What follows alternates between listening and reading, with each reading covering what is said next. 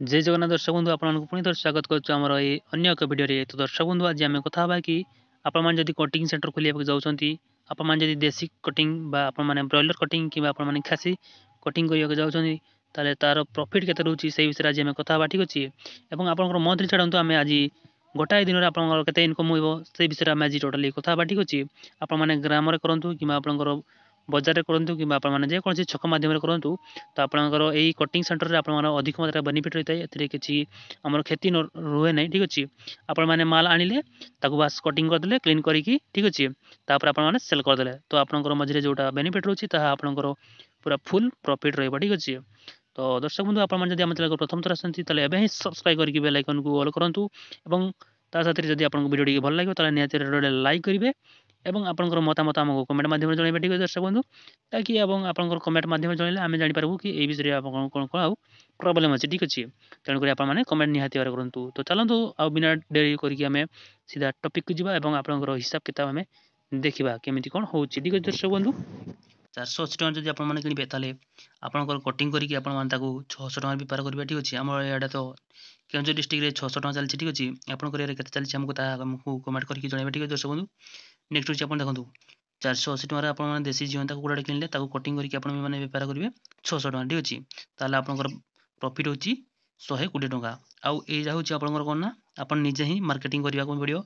आदि अलग हाथ किणवे आपंकर जदि 500 टका पड़ी ताल आप 600 टका व्यवहार कले आपको 100 टका ही प्रॉफिट हम ठीक अच्छे। तो सीटा आप देखिए केमी कौन करेंगे। नेक्स्ट हूँ ब्रॉयलर चिकेन जब आप किणवे ब्रॉयलर चिकेन आपको जब कंटाक्ट करेंगे सहित जो आप ब्रॉयलर मिलती सहित आप कंटाक्ट करेंगे 180 टका कि 160 टका ये भितर मिल जाए। तो आम हाराहारी धरचे आम 180 टका 180 टकर आपने कि आनले आपने 200 टका बेपार करेंगे 200 टका बेपार कले आपंकर टोटाली हूँ 20 टका बचो ठीक अच्छे। तो आपने देखिए केते कम आने कि बेसी आने जब आपते कम किणिक आने ताले आपंकर 200 टका चलती बर्तमान। तो 200 टका से अनुसार आपंकर प्रॉफिट हम ठीक अच्छे। नेक्स्ट हूँ आपंकर मटन मटन जब आप जेकोसी यात्रा कि फेस्टिवल पड़ा ताले आप मटन कि आने और मटन में कौन होना आप देखो छेड़ी कि आने छेड़ी आपको 650 टका कि 600 टकर आपने कि आने देसी छेड़ी गुड़िक ठीक अच्छे। आउ केजी हिसाब से बेपार कले आप टोटाली 800 टका पड़ जाऊँगी कि 850 हो जाए बेले बेले। तो से हिसाब से देखिए आपंकर प्रॉफिट से ठीक अच्छे। तो आपने जब निजे निजे आगे आगुरी रखिथे किसी दिन पूर्व ताल आपंकर ठीक प्रॉफिटा मिले। आपको जब 600 टका आने 800 टका बेपार कले आपको 200 टका मिली और जब 650 आनी ताल आप 800 टका बेपार कले आपको 150 टका प्रॉफिट होची आम आशा करूँ ठीक अच्छे। बर्तमान देखिए दर्शक बंधु आम 10 केजी लिखा हिसाब करवा ठीक अच्छे। तो 10 केजी आपंकर टोटाली केते होची तो से विषय में चलतु बर्तमान हिसाब करवा आमर जदि 1 केजी एतकी होची ताले आमर 10 केजी केते हम गोटे दिन तो आप 1 केजी बेपार करेंगे ताठू तो आप निहाती भाव 10 केजी प्लस बेपार करेंगे ठीक अच्छे। तो आम 10 केजी ही हिसाब करचे तो 10 केजी बर्तमान आम के चलते आम 10 केजी जब देसी आने आपको 480 टकर पड़ते 4080 टका हम और सेल कले आप 6000 टका हम ठीक है दर्शक बंधु।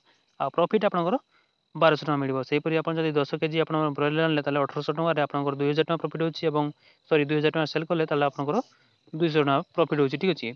आ 10 केजी जब आप मटन आने 6000 टका पड़ी हूँ तार सेल कले आपंकर 8000 टका होची आ जदि प्रॉफिट देखा गले आपंकर 2000 टका होची ठीक है दर्शक बंधु। तो दर्शक बंधु आपने क्यों कटिंग करुँच क्यों कटिंग करने जाऊँगी ताहा आमको निहाती भाव आमको कमेंट माध्यम जनइबे दर्शक बंधु ठीक अच्छे। तो भिडियोटी ये समाप्त करवा देखा नेक्स्ट वीडियो। जय हिंद नमस्कार।